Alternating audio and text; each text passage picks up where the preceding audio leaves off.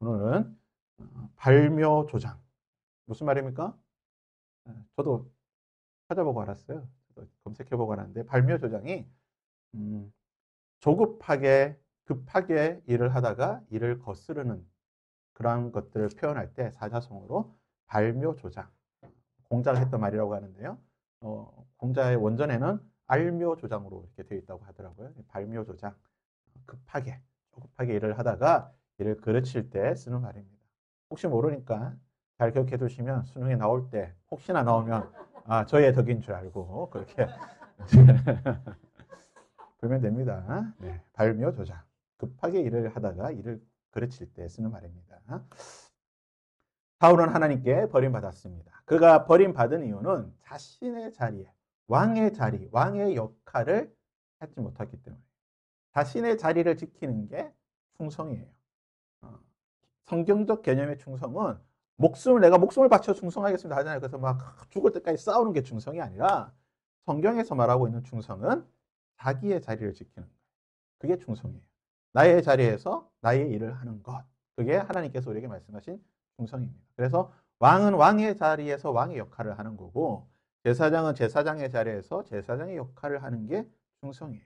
그 자리를 넘어서는 것 또는 그 자리를 도망가는 게 불충입니다. 근데 사울은 그러한 자신의 자리를 지키지 못하게 되고 결국 하나님께 충성하지 못함으로 말미암아 하나님께 버림받게 됩니다. 말씀의 숲을 보면 사울은 왕으로서 자신의 역할과 능력을 보여줄 상황이 되었습니다. 왕으로 취임하고 난 뒤에 이제 이스라엘 백성들이 원했던 왕의 모습, 전쟁에 나가서 적과 싸우는 그런 늠름한 왕의 모습을 보여줄 때가 되었는데 왕의 역할을 감당하기 위해서 그는 자신의 고난에 넘어서는 자신이 해서는 안 되는 일을 하게 되고 결국 이것으로 말미암아 버림을 받게 되었다는 겁니다. 그래서 13장은 이제 그러한 내용을 중심으로 해서 우리 한번 살펴볼 텐데요. 전체적으로 한 네 분류로 우리가 나눠볼 수 있습니다. 1절과 2절은 사울과 이스라엘의 특수 군대가 기록이 되어 있고 3절에서 7절까지는 블레셋의 침공이 나와 있습니다. 그리고 8절에서 15절까지는 사울의 실수와 그에 대한 하나님의 심판의 말씀이 그리고 16절에서 23절까지는 이스라엘과 블레셋의 어떤 전력의 차이, 전쟁을 하는데 이 전력의 차이에 대한 기록이 되어 있습니다. 자, 잠시 문제를 풀어보면요. 잠깐 퀴즈를 보시면 사울이 통치하던 시대에 이스라엘은 어떤 문화 시대였을까요? 우리가 역사를 구분할 때에 이렇게 구석기, 신석기, 청동기, 철기, 그 다음에 증기기관 시대, 산업문명 쭉쭉쭉 나오잖아요. 자, 구석기, 신석기, 청동기, 철기. 오늘 특별히 쉽게 사지선다로 줬습니다. 웬만하면 사지선다 안 주는데 아, 다른 거 하면 너무 제가 여러분을 무시할 것 같아서 오늘 사지선다로만. 자, 몇 번일까요? 이스라엘은 어디였을까요? 3번 아니면 4번? 1번, 2번? 3번? 정답은 3번입니다. 이스라엘은 청동기 문화였습니다. 동시대에서 약간 뒤떨어지는 청동기 문화였고 뒤에 보겠지만 블레셋이 철기 문화를 가지고 있었어요. 그러면 아브라함이나 이런 족장이라고 불리는 사람은 어느 시대의 사람이었을까요? 족장이라고 불리는 사람은 신석기 시대 사람이에요. 그러니까 아브라함이 우리가 생각하는 것처럼 막 이렇게 의리의리한 그런 사람이 아니에요. 신석기 우리가 그 역사책에서 봤죠. 가죽 옷 입고 다니고 이렇게 머리 덥수룩하게 길고 다니고 그런 수준의 사람들인 겁니다. 신석기 시대의 문화다 보니까. 자, 오늘 퀴즈를 우리가 맞추는 분에게는 둘 중에 하나를 고를 수 있는 제가 선택을 주겠어요. 자, 이거 하나는 뭐냐면 하나는 책갈피예요. 책갈피. 이게 책갈피입니다. 네. 책에 깔려가지고 그냥 고함을 지르고 있는 책갈피고 하나는 지난번에 드렸던 이것이니까 자, 나중에 와서 골라서 가시면 되겠습니다. 싸우지 마시고. 자, 사울은 이스라엘 특수부대를 이스라엘에서 이스라엘 군대 가운데에 특수부대 자신과 함께 있을 특수부대를 선발하게 되는데 모두 몇 명을 선발했을까요? 2절 말씀에 보니까 이스라엘 사람 몇 명을 3천 명을 택하여서 그 중에 2천 명은 자기와 함께 믹마스와 베델에 있게 하고 1,000명은 자신의 아들이었던 요나단과 함께하여 베냐민 기브아에 있게 하고 나머지 백성은 각기 장막으로 보냈습니다. 모두 몇 명을 뽑았습니까? 3천 명을 뽑았어요. 이들의 역할은 뭐냐면 특수부대. 이게 상비군이라고 볼 수가 있어요. 그러니까 항상 군인으로서 상주하는 상비군이에요. 11장에 우리가 봤지만 11장에서 암몬과 싸울 때에 모두 33만 명을 징병하게 됩니다. 이스라엘 지파 11지파에서 30만, 유다 지파에서 3만에서 33만 명이 모이게 되는데 한번 생각해 보세요. 33만 명을 항상 있으려고 하면 그 밥을 누가 다 줘요? 군대를 운영하는 게 굉장히 돈이 많이 들어요. 삼시세끼 다 해결해 줘야 되죠. 그 다음에 무기 줘야 되지. 옷도 줘야 되지. 또 연습도 시켜줘야 훈련시켜야 되지. 돈이 엄청나게 들어갑니다. 우리나라가 군대가 50만이 안 되나 모르겠는데 50만이라고 쳐도 이 50만 군대를 운영하려고 하면요. 돈 무지하게 듭니다. 우리나라 국방비, 한 해 국방비가 세계 탑클래스예요. 엄청나게 돈이 많이 들어가는 거예요. 그러니까 지금 33만 명을 모집을 했는데 암몬과의 전쟁이 끝났잖아요. 33명 데리고 있으려면 나라가 운영이 안 돼요. 그러니까 다 돌려보내고 33명 다 돌려보내고 3,000명만 뽑아서 이 사람들만 이제 내가 데리고 있겠다. 아브라함이 그의 집에서 데리고 있던 군인의 숫자가 몇 명이었죠? 357명인가? 정확하게 기억이 안 나요. 하여튼 300명 중반대예요. 그것도 엄청나게 많은 거예요. 우리가 아브라함이 아브라함 꼴랑 한 300 몇십 명 갖고 가나안의 5 부족과 전쟁을 하게 되는데 가나안의 소돔의 왕들 이런 그 가나안에 있던 5 왕들과 연합해서 전쟁하는데 무슨 한 사람이 5 연합 나라 부족과 전쟁을 할 수 있을까 생각되겠지만 350몇 명은요 엄청나게 많은 거예요. 아브라함이 보통 부자가 아닙니다. 엄청나게 부자예요. 성경에 나오는 부자들 다 엄청난 부자입니다. 그냥 돈 조금이 이 정도 수준이 아니에요? 하는 수준의 부자들입니다. 300 몇십 명을 기를 수 있는 그 정도의 재력을 가지고 있던 아브라함이고 마찬가지로 지금 몇천 년이 지났지만 사울이 한 나라에서 3천 명밖에 군대를 못 두고 있는 수준이에요. 10배밖에 못 두는 거예요. 굉장히 많은 숫자를 뒀다는 것을 우리가 생각할 수가 있고 다 돌려보내고 33명 다 돌려보내고 또 농사도 지어야 되잖아. 이 사람들 있으면 농사도 안 지어. 농사 지으라고 하고 다 보내고 3,000명만 자신 주변에 딱 두게 됩니다. 3,000명 중에서도 2,000명은 자신과 함께 하고 1,000명은 요나단에게 맡겨요. 자, 사울과 함께 있던 사람은 믹마스와 베델이라는 곳에 이제 주둔을 하게 되고 요나단은 기브아에 주둔하게 됩니다. 이제서 좀 비로소 왕다운 그 나라다운 모습을 조금 갖추게 되는데 자, 이 보시면 이곳이 어디냐면 지도에서 보시듯이 자, 사울이 어디에 있었다고요? 믹마스와 베델 그리고 사울의 아들이었던 요나단은 기브아. 지도에서 보시다시피 블레셋과 어디 지역이에요? 국경을 맞대고 있는 지역이에요. 국경을 우리로 치면 저기 파주 철원 쪽으로 해가지고 위쪽으로 이제 사울과 요나단이 쫙 나눠가지고 지금 국경을 마주 보면서 딱 있는 형국입니다. 특별히 어디에 있게 되냐면 믹마스라는 곳이 이제 나중에 블레셋과 전쟁을 벌이는 지역인데 이 믹마스라고 하는 지역이 어떤 지역이에요? 도대체 그럼 국경이 어떻게 생겼을까? 이렇게 생겼어요. 이곳이 바로 믹마스라는 곳이에요. 언덕과 구름으로 되어 있는 지. 나중에 보니까 이스라엘 백성들이 두려워서 어디에 숨느냐? 숲과 굴과 뭐 땅을 파서 이렇게 숨는다고 나오는데 이런 지역이 다 보면 이제 굴이 있고 파면 다 땅굴이 되니까 이런 지역에 숨는 거예요. 어떤 분이 이제 여기 이제 드론을 띄워가지고 이스라엘에서 드론 띄우면 큰일 나요. 왜냐면 이제 전쟁 중이기 때문에 전쟁 전에 여기서 이제 드론을 띄워가지고 이 믹마스라는 곳을 어떻게 생겼는지를 보여주신 영상이 있더라고요. 보겠습니다. 실제로 이제 이곳에서 전쟁을 벌였던 장소예요. 이렇게 언덕이 있고 이렇게 계곡이 있고 이런 식으로 해가지고 여기 있어서 이제 다윗도 마찬가지지만 다윗이나 사울이나 이런 사람들이 다 이곳에서 전쟁을 하게 됩니다. 건너갔다는 표현이 이제 여기 계곡을 건너가는 거예요. 이 계곡을 건너가야 되는 거예요.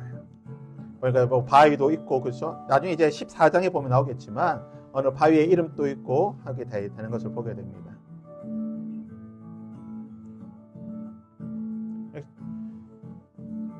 아주 계곡이 깊죠. 그러니까 저 위에서 요런 데 위에다가 이제 진지를 딱 구축하고 있으면 슉 던지면 그냥 돌에 맞아 죽는 거예요. 돌을 굴려서 죽인다든지. 이게 언덕을 차지하는 게 굉장히 중요한 전쟁이 되겠죠. 이런 지역들입니다. 자, 이런 지역이에요. 이게 이제 우리 다음 주에 다시 한번 좀 다다음 주겠죠. 다다음 주에 우리가 자세히 한번 살펴보도록 하고 자, 이처럼 이런 곳에서 이제 전쟁을 하게 되는데 이스라엘 3,000명밖에 없어요. 근데 3,000명 갖고 무슨 전쟁을 하겠나 싶지만 이스라엘은 역사와 전통을 자랑하는 이게 소수지만 아주 강력한 군사력을 가지고 있던 민족입니다. 물론 이제 30만으로 암몬 족속을 이기긴 하였지만 나중에 이제 블레셋과의 전쟁도 그렇고 다른 전쟁도 그렇고 그렇게 많은 숫자가 아닌 군인으로 이기게 되는 게 지금도 여러분 이스라엘이 아랍과 전쟁을 하고 있잖아요. 레바논에 폭격하고 있고 이란에 폭격하고 그다음에 그 하마스, 헤즈볼라 막 공격하고 있잖아요. 이스라엘 전투적 능력이 이스라엘 본토는 지금 이 아이언돔이라고 하는 방공망으로 무장을 해 있고 모사드라고 하는 정보기관에서 정보를 입수해가지고 그런 하마스의 수장들을 다 지금 살해 암살하고 있잖아요. 그러니까 이스라엘이 전 세계에서 가장 정보력이 뛰어난 나라고 나라는 작지만 전투력은 정말 대단한 나라입니다. 그래서 보면 이게 아이언돔입니다. 그래서 막 미사일 쏘고 막 쏴도 실제로 한 1000발을 쏘아도 이스라엘 본토 자기 땅 이스라엘 그 땅에 떨어지는 거는 몇십 발이 채 되지도 않아요. 어떨 때는 몇 발밖에 되지 않을 때도 있고 1000발을 쏘아도 뭐 10발, 20발 이 정도밖에 안 떨어지는 거예요. 거의 한 90% 이상, 99%는 거의 다 잡아낸다고 해요. 실제로 영상 보는 거 한번 보십시오. 자, 이게 미사일이 날아오는 건데 번쩍번쩍 터지죠? 저 다 터트리는 거예요, 지금. 미사일이 날아오는 게 지금 다 터지는 거야. 저 빨간 게 보이는 게 다 미사일이지만 이게 다 터지는 거야. 아이언돔이 다 터트리는 거예요. 대단한 군사력입니다. 이게 이스라엘이 역사와 전통을 자랑하는 이런 대단한 군사 강국이에요. 다윗 시대부터 시작해가지고 그 전통이 쭉 남아있는 아주 대단한 나라입니다. 그러니까 지금 이스라엘이 저렇게 그냥 하는 거죠. 자, 그 다음에 보시면 이게 이제 모사드입니다. 모사드의 엠블럼이에요. 모사드는 히브리어로 지략이 없으면 백성이 망하여도 지략이 많으면 평안을 누리라라는 이 말씀이 써져 있고 이 마크가 이제 모사드의 마크인데 전 세계 최고의 그 정보를 가지고 있죠. 얼마 전에 하마스 사람들 삐삐 저는 이 작전 보고 깜짝 놀랐습니다. 그렇죠? 삐삐를 어떻게 터트려서 그 사람들의 눈이나 손을 상하게 해서 전투력을 꺾을 것인가? 무전기를 터트려 어떻게 그 10년을 준비했다고 하잖아요. 10년을.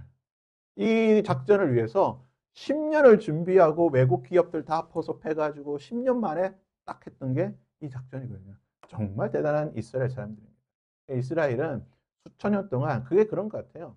이 이스라엘이라는 나라 자체가 주변에 강대국에 둘러 있다 보니까 전쟁을 안 하면은 안 하면은 살 수가 없으니까 자연스럽게 뭐예요? 맷집이 키워지고 전투력이 올라갔던 나라가 이스라엘입니다. 놀라운 사실은 이렇게 수천 년이 단련된 이스라엘이지만 이 이스라엘을 공격하고 있는 블레셋의 전투력은 어느 정도인가? 자, 2번 보시면 사울을 치러 공격하러 온 블레셋의 전투력은 어느 정도였나요? 5절 말씀을 보시면요. 이스라엘 백성들이 3,000명이 모여 있을 때에 블레셋 사람들이 공격을 하러 옵니다. 블레셋이 공격하러 왔을 때 얼마냐? 이스라엘과 싸우려고 모였는데 병거가 3만이요. 마병이 6천이 왔다고 되어 있어요.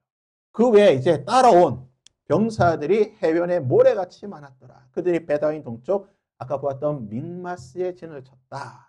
자, 병거가 3만, 마병이 6천.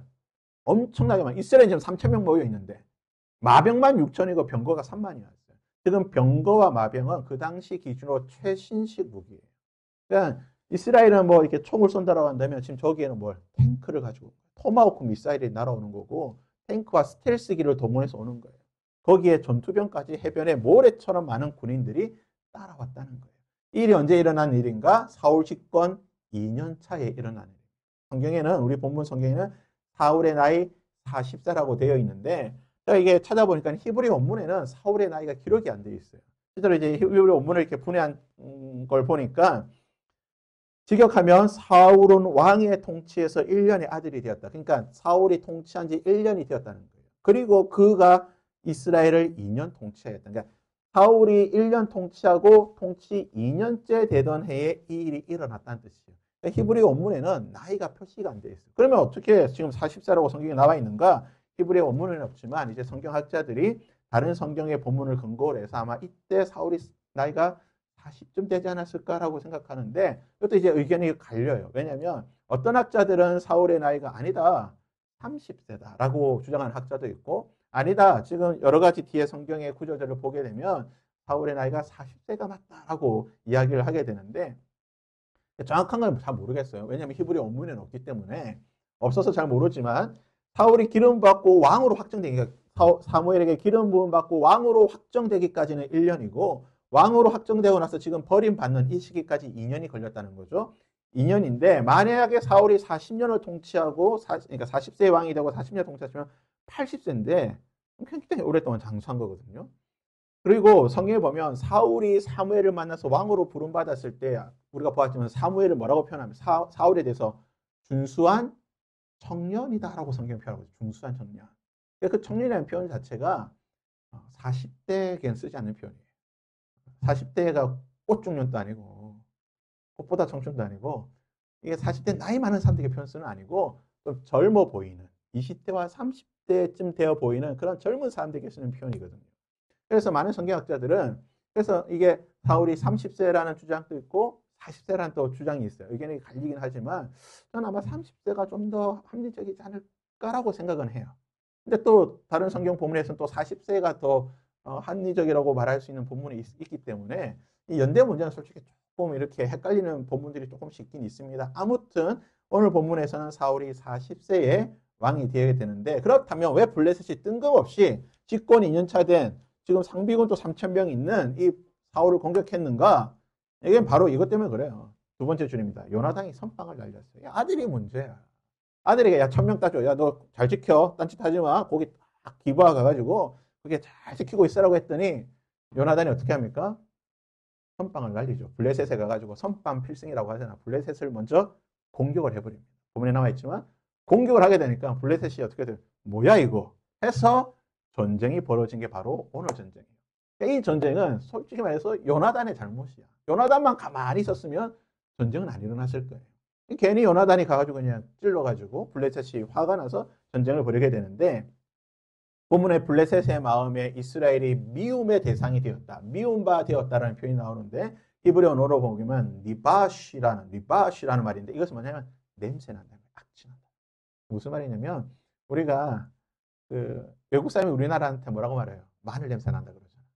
우리는 외국 서양 애들에게 어우 저 암내난 냄새 이상한 냄새 난다 그러고 그다음에 우리가 중국 사람들 보면 뭐라고 부릅니까?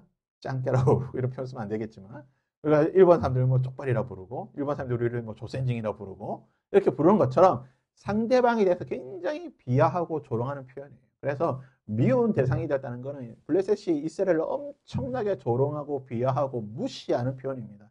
그도 그럴 것이 왜 그러냐면 블레셋의 입장에서 아니 쟤네들 뭐야 지금 우리는 지금 탱크에 스텔스기에 토마호크에 온갖 게 다 있는데 지금 얘네들은 뭐 들고 온 거야? 총 하나 딱 들고 와가지고 까불고 있는 거야. 그러니까 너무 웃긴 거죠. 성경 아까 봤지만 병거가 몇 개라고요? 3만 개. 이 당시에 있던 그 토기에서 발굴이 된 병거 모습을 복원한 거예요. 이런 병거예요. 말이 한 마리 또는 두 마리가 끄는 이 병거 또는 한 명이 타든 두 명이 타든 세 명이 타기 되는데 이런 병거가 몇 개야? 3만 개가 있다는 거예요. 엄청나게 많은 거예요. 그래서 성경학자들은 이거 잘못된 기록이 아닌가 싶을 정도로 굉장히 많은 실제로 발굴된 병거입니다. 그래서 이걸 해서 복원한 그림이 대충 이런 모습이지 않았을까. 블레셋은 쇠가 철기 문화이기 때문에 쇠로 된 갑옷을 입고 병거와 마병이 있고 그리고 방패와 칼을 들고 있는 아주 중무장한 사람들입니다. 실제로 이 병거 이게 무슨 뭐가 될까 싶죠. 여러분 한 100명이 다 모여 있는데 저기서 말 2마리가 끄는 병거가 쫙 달려온다고 한번 생각해 보십시오. 여러분 어떨 것 같아요? 도망가야 돼. 있으면 깔려 죽어요. 실제로 병거가 저래 가게 되면 다 도망가는 거예요. 병거 옆에서 그냥 창 던지고 활 쏘면서 그냥 풍락처럼 다 떨어지게 돼 있는 거예요. 마병이 몇 명이라고요? 6,000명. 마병이 6,000명. 말을 탄 병사들이 6,000명 있다는 겁니다. 전 세계에서 가장 넓은 영토를 차지했던 나라가 어디죠? 몽골. 몽골의 주력 부대가 무슨 부대냐면 마병이에요. 몽골의 말들은 아주 작았대요. 우리가 치면 우리나라에 있는 조랑말 정도? 그 정도 작은 말이에요. 그런데 유럽과 중동에 있는 말은 어떤 말이에요? 굉장히 커요. 한 절반 정도밖에 안 돼. 그래가지고 저쪽 중동에 있는 사람들, 유럽 사람들이 처음 이 몽골인들이 말을 타고 이렇게 쭉 오게 될 때 비웃었대요. 아, 저 뭐야? 저 강아지 타고 오는 거야? 뭐야? 뭐 조그만 거 타고 오는 거야? 그런데 그 작은 말이기 때문에 이 말들이 밑으로 들어가서 다 죽여버려. 하고 들면서 그냥 칼질을 해버리니까 추풍낙엽처럼 유럽의 모든 문제가 다 죽었어요. 또 이 말은 워낙 큰데 먹이를 예를 들어서 하루에 1리터를 먹어야 되면 이 조랑말들은 10분의 1밖에 안 먹는 거야. 먹이도 조금 적게 먹어. 길게 오랫동안 갈 수 있어. 그리고 이 몽골인들은 한 번 탈 때 말을 2마리, 3마리씩 같이 끌고 가요. 한 마리가 지치면 다른 말로 갈아타. 끊임없이 수천 킬로를 그냥 며칠 만에, 그러니까 중국에서 유럽까지 며칠 만에 돌파해가지고 이 작은 말로 기동성 있게 죽여버리니까 유럽이 그냥 몽골의 군대를 어떻게 생각했냐. 지옥에서 온 부대다. 하나님께서 우리를 심판하기 위해서 지옥에서 악마를 보냈다고 했어요. 그 정도로 이 마병이 너무나 무서운 거예요. 이런 마병이 블레셋에 얼마 있다고요? 6천. 병거가 3만, 마병이 6천. 그 외 군대가 칼을 든 군대가 수천 수만의 군대가 있는 거예요. 이 모습을 딱 보니까 이스라엘 백성들이 어떨까요? 기가 죽는 거예요. 무서운 거예요. 근데 어디로 도망갑니까? 다 숨죠. 말씀에 나오듯이 굴 속에, 숲에, 땅에, 바위 뒤에 숨게 되는 거예요. 아까 우리 지도 봤지만 이런 곳이니까 숨을 수가 있는 거예요. 아니 어떻게 숨지? 전쟁하면 이렇게 넓은 데서 전쟁하지 않을까 생각이 되겠지만 이런 곳이니까 숨을 수가 있는 거예요. 이런 굴 보이죠? 그러니까 저런 굴 안에 들어가는 거예요. 무서워서 또 도망가는 거예요. 이런 곳에 숨게 되면 꼭꼭 숨어라. 그냥 머리카락 버렸죠. 그냥 다 숨어버리는 거예요. 그냥 바위 틈으로 들어가고 다 숨게 되는 일이 있게 되는 겁니다. 아까 우리 지도에 봤듯이 이제 블레셋이 공격해 들어오게 됩니다. 이제 딱 지금 마주보고 있는 상황입니다. 이제 전쟁이 터지기 이제 일촉즉발이죠.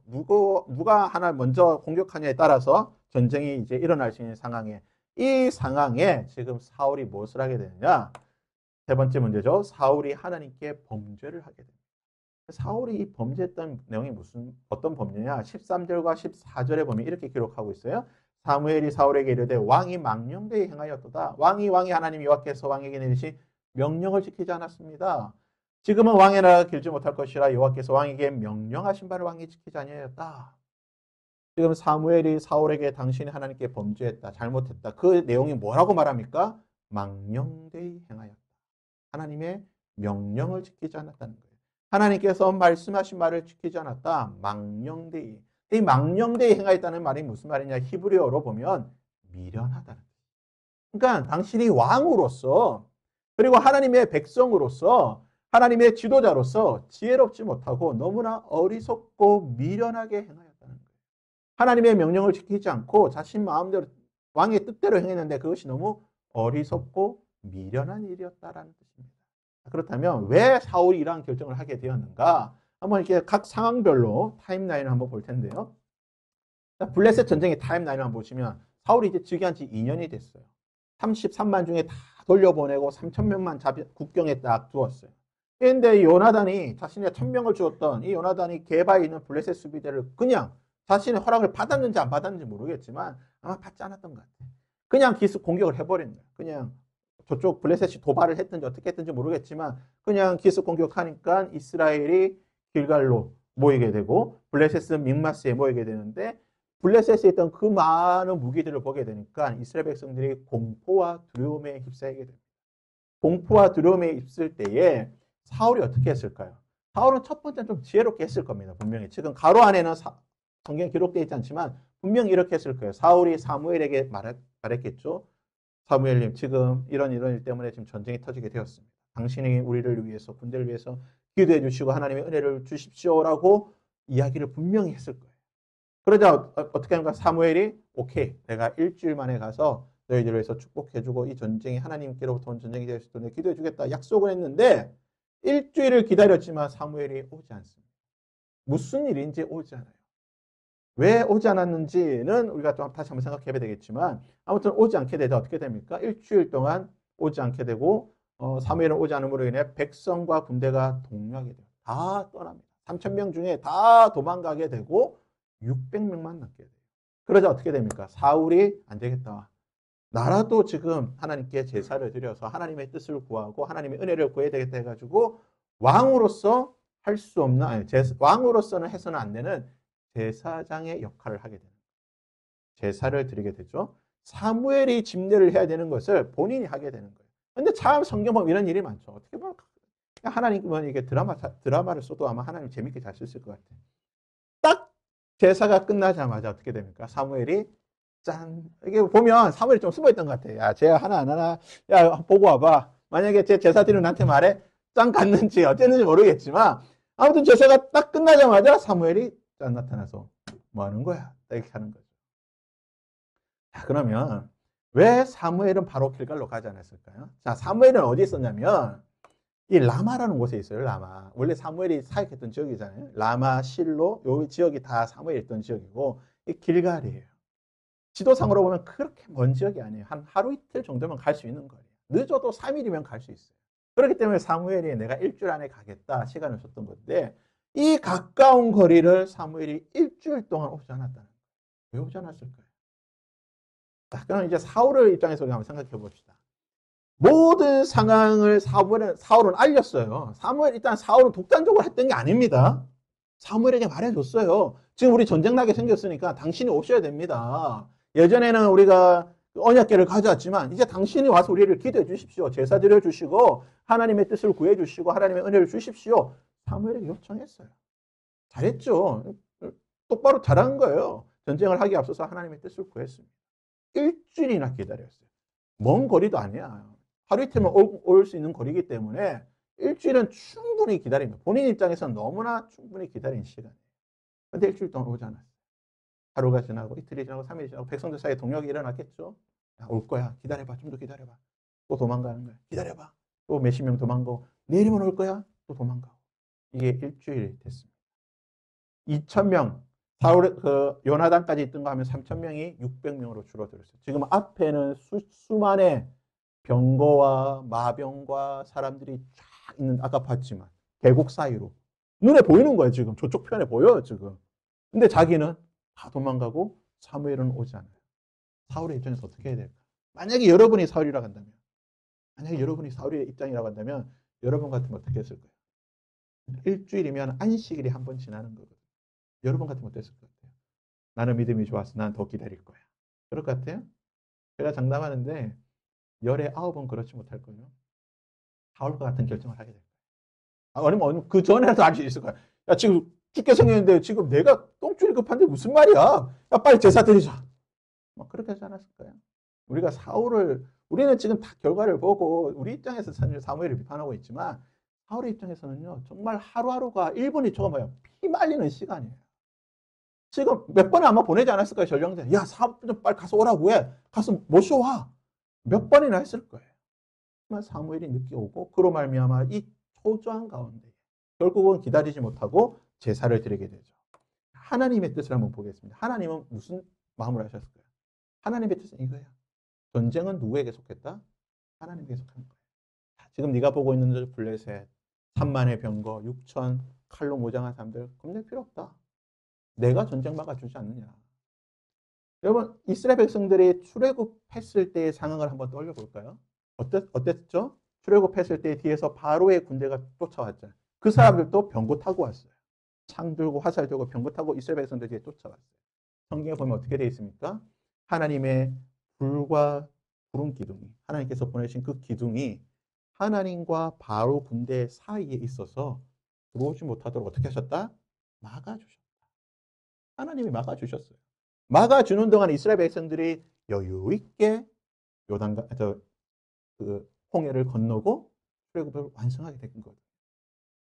자신의 조상들의 이야기를 알고 있어요. 사울이라고 한다면 조금 더 믿음의 자세로 기다려야 되죠. 지금 눈앞에 블레셋의 군대가 보이지만 하나님께서 막아주시고 좀 더 기다릴 수 있는 믿음이 있어야 되는 거예요. 하나님께서는 이 모든 전쟁은 누구에게 속했다? 나에게 속했다.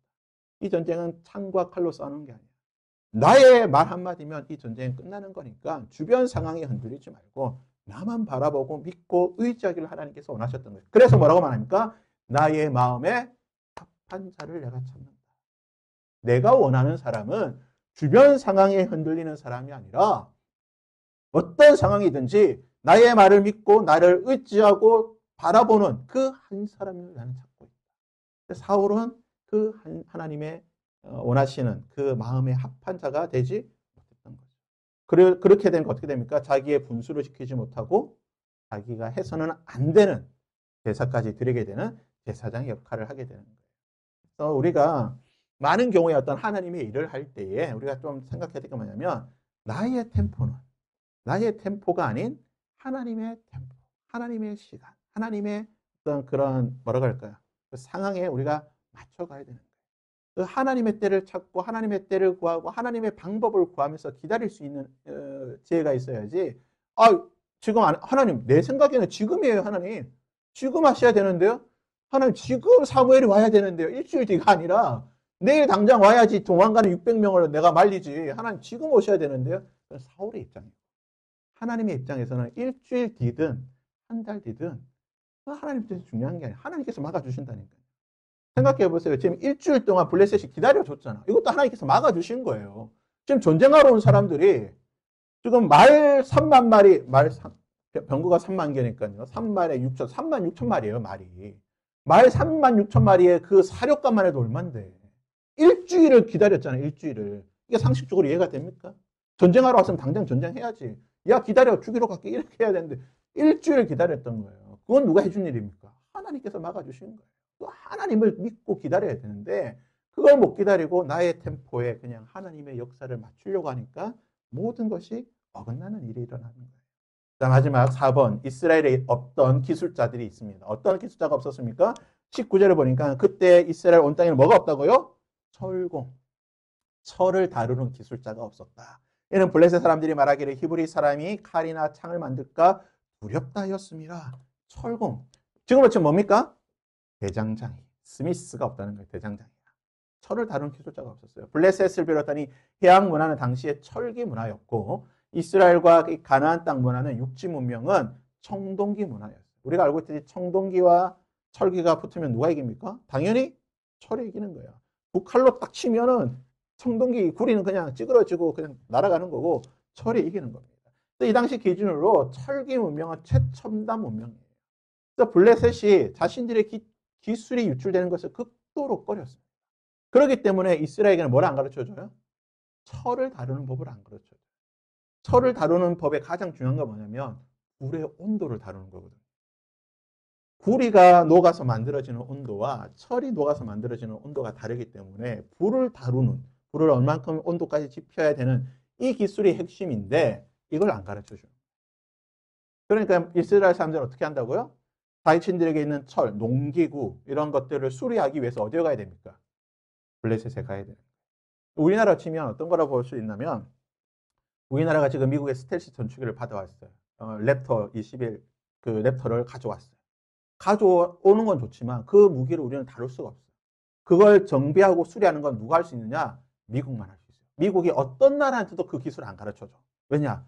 너무나 중요한 기술이기 때문에 미국은 그걸 안 가르쳐 주거든요. 그래서 우리는 그 무기를 가져서 쓸 수는 있지만 혹시나 고장이 나고 스텔스 했던 게 떨어지면은 전부 다 미국에 보내야 돼요. 미국 기술자들이 와서 고치든지 미국이 다 해줘야 돼요. 똑같은 상황이에요. 그렇기 때문에 성경에 보니까 이스라엘은 사울과 요나단만 칼을 들고 있는 거예요. 나머지는 다 뭐로 들고 있다고요? 쉽게 말해가지고 막대기 들고 나가고 그 다음에 뭐 돌도끼 같은 거 들고 신석기 시대가 아니겠지만 돌도끼 들고 나갔을 거예요. 돌도끼 같은 거 들고 나가고 이런 무기로 전쟁을 했다는 거죠. 그러니까 이런 무기로 여러분 생각해보세요. 가나안 정복 전쟁과 지금까지 버틴 게 뭡니까? 하나님의 기적이에요. 이스라엘 백성들이 출애굽했을 때 무기를 가져 나왔습니까? 무기 하나 없이 나왔던 사람이에요. 무기 하나 없이 나온 사람들이 아말렉과의 전쟁에서 이길 수 있었던 비결은 뭡니까? 하나님께서 해주셨기 때문에 아말렉은 칼과 화살과 창으로 덤비지만 이스라엘 백성들은 그냥 집에 있던 몽둥이 하나, 주방에서 쓰던 그 주걱 같은 거 하나 들고 나 그걸로 전쟁했는데 이겼다는 거예요. 철기 문화를 청동기 문화로 이길 수 있는 건 하나님께서 함께 해주시고 하나님께서 능력 주시면 이길 수 있다는 겁니다. 그래서 여기 보시면 아까 봤지만 블레셋은 이런 모습이고 아마 이스라엘은 이런 모습이었을 거예요. 이런 모습으로 전쟁했는데 솔직히 전쟁할 수가 없는 상황이지만 하나님께서 함께 해주시면 이길 수 있다는 거예요. 그래서 이스라엘에는 철공을 다루는 기술자는 없었지만 이스라엘에 있었던 기술자가 있습니다. 특별한 기술자가 있었어요. 어떤 기술자입니까? 무슨 기술자가 있었을까요? 이스라엘에 있었던 기술자. 철공, 철을 다루고 무기를 만질 수 있는 기술자는 없었지만 어떤 기술자가 있었느냐? 예배하는, 기도하는 기술자는 있었어요. 사무엘처럼 하나님께 기도하고 하나님의 뜻을 구하고 하나님의 뜻 가운데에 큰 역사를 이루어가는 기도 기술자가 있었다는 거예요. 기도 기술자, 이거 제가 만든 말입니다. 저작권 등록을 해야 돼요. 기도 기술자가 있었다. 우리가 기도 기술자가 되어야 될 점이 있습니다. 기도의 기술자가 되어서 하나님 우리에게는 비록 창과 칼과 무기가 없다 할지라도 다윗의 고백이잖아요. 너는 창과 칼과 단창으로 나에게 오지만 나는 만군의 여호와의 이름으로 내게 가노라. 나에게는 그러한 뛰어난 무기가 없다 할지라도 나는 세상에 아주 그런 내놓을 만한 그런 무기가 없다 할지라도 나에게는 기도가 있다. 나는 만군의 여호와 하나님, 내가 조롱하고 능멸하는 만군의 여호와의 이름이 내게 있다. 기도하는 사람이다. 내가 그것으로 너와 나갈 것이다. 우리가 세상에 나가서 할 수 있는 게 무엇이 있을까요? 바울의 고백처럼 내가 너희들을 보니까, 고린도 교회 성도들 너희들 보니까 잘난 거 하나도 없다. 전부 다 이런 표현이 좀 그렇죠. 좀 병신 같고 좀 쪼다 같고 약간 모자라고 뭐 저 사회에서 볼품없는 이런 사람들인데, 그럼에도 불구하고 하나님께서 어디에서 역사하신다고요? 약한 이런 가운데 하나님께서 역사하신다. 하나님을 의지하고 믿고 기도하고 바라볼 때 이런 너희들을 통해서 하나님께서 역사하신다고 약속하셨던 겁니다. 10월 27일 연합예배, 기승전 연합예배입니다. 다음 주까지는 이걸 계속 써야 되기 때문에 연합예배입니다. 세상에 보기에 뭐야 예수쟁이들 서울시청 광화문에 모여가지고 기도하고 있고 저 뭐 되겠어? 아마 분명히 그렇게 말하고 조롱한 사람들이 있을 거예요. 아마 우리가 가서 기도하면 야 저 예수쟁이들 시끄러 고함 치고 방해하고 조롱하는 사람 분명히 있을 겁니다. 하지만 우리가 할 수 있는 최고의 무기가 뭡니까? 우리가 할 수 있는 최고의 무기와 능력은 기도밖에 없어요. 기도가 최고의 무기입니다. 기도할 때 하나님께서 역사하시는 거예요. 기도 없으면 우리가 아무리 우리가 국회의원 150명이 있어도 기도하지 않으면 아무것도 안 되는 거예요. 우리가 기도할 때에 국회의원 300명의 마음이 모아지는 거예요. 하나님께서 하시면 하나님 한번 마음 먹으시면 모든 게 다 끝나는 거잖아요. 우리가 그걸 바라보고 이나 나가는 겁니다. 우리가 이나 나가서 다시 한번 하나님 이 나라를 살려주시고 우리를 새롭게 해주시고 이 땅 가운데 악법들이 끝날 수 있는 그런 은혜가 있게 하여 주옵소서. 우리 함께 기도할 수 있는 우리가 될 수 있기를 바랍니다. 그래서 가시면요 이렇게 예배 쭉 있습니다. 아주 길게 광화문부터 삼각지역까지 곳곳에 이제 스크린을 다 마련했다고 하더라고요. 그래서 가셔서 자리 잡으시고 2시부터 5시까지 우리가 3시간 동안 찬양하고 예배하고 기도하는 시간에 우리가 언제 또 서울 시내에서 또 그렇게 한번 공개적으로 해보겠습니까? 하나님께서 은혜 주실 줄 믿고 우리가 함께 기도하는 시간을 가지도록 하겠습니다. 자, 정리하면요. 사울은 하나님을 기다리지 못하고 자신의 방법대로 일을 해보자 했습니다. 초조하게 일을 하려고 했지만 하나님이 원하시는 것은 하나님의 때를 바라보며 기다리는 겁니다. 우리는 하나님을 믿고 기다리고 있는 삶을 살고 있는지 우리의 모습 한번 살펴보겠습니다.